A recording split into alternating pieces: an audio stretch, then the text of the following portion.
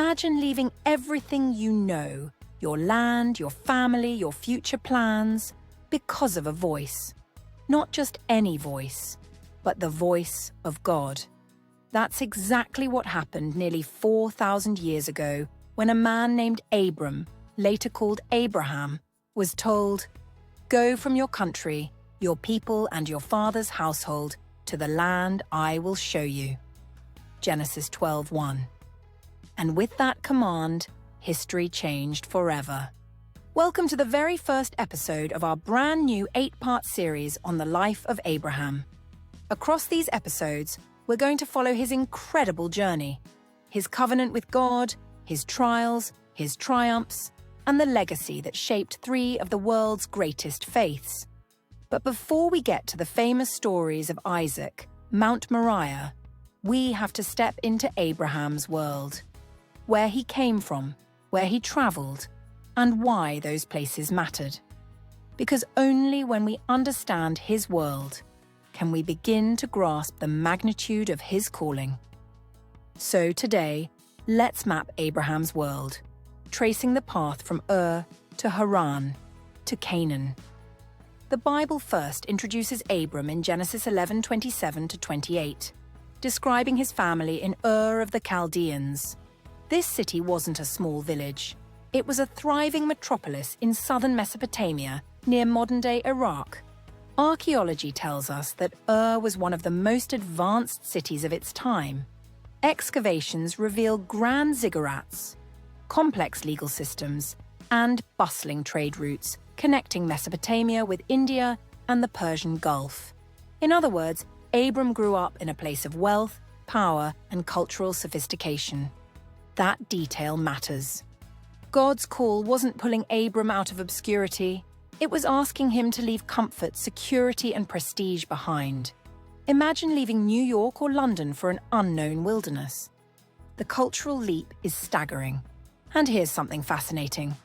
Ur was devoted to the moon god, Nana. Temples and rituals centered on cycles of the moon. Abram's departure then wasn't just geographical, it was spiritual. He was turning from a world of many gods to follow one God who claimed to be above them all.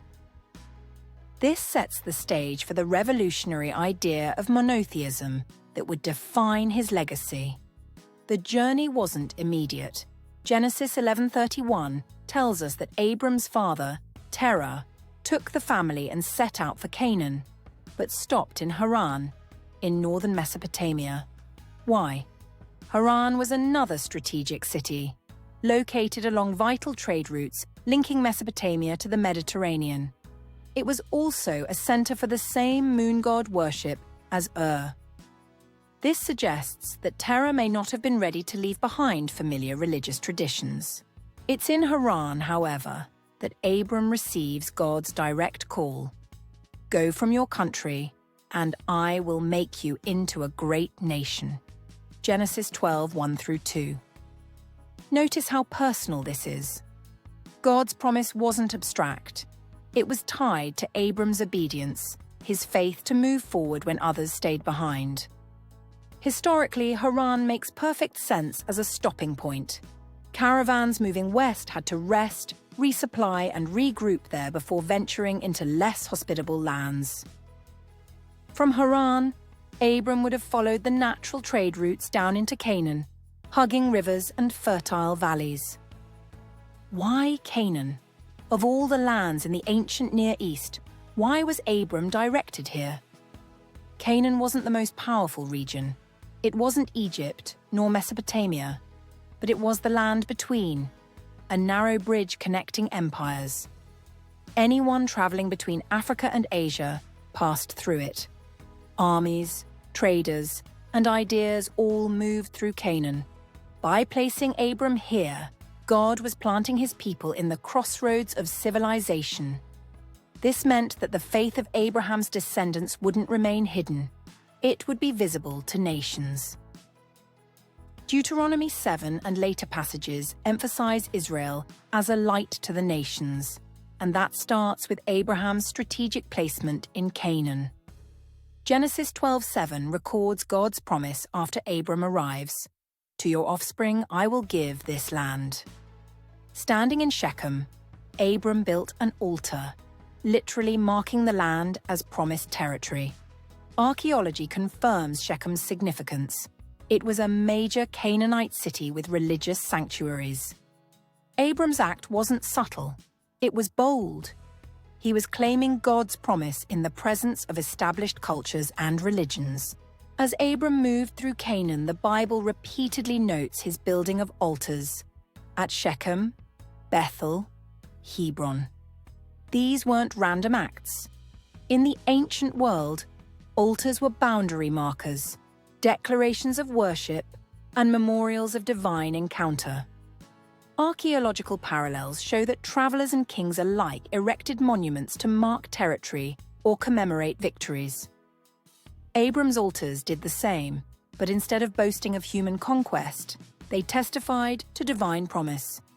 By the time Genesis 13 records Abram settling near Hebron, we see a man not just passing through, but rooting his faith in a land that wasn't yet his.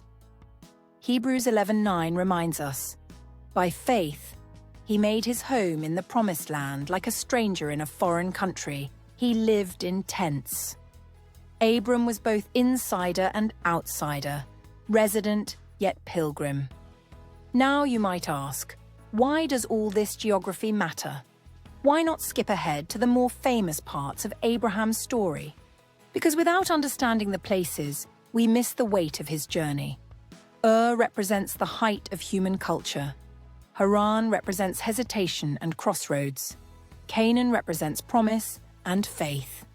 Each step is both literal and symbolic. For viewers today, the geography becomes a mirror. What might God be asking you to leave? Where are you pausing in Haran when you should be moving forward? And are you willing to walk into your own Canaan, trusting God's promises even when you don't yet see them fulfilled? This isn't just ancient history, it's about trust, obedience, and calling. Abram left security for uncertainty. Today, faith may call us into risks that defy logic, but align with God's purposes. Abram didn't inherit the land immediately. God's promises often unfold across time, teaching us patience.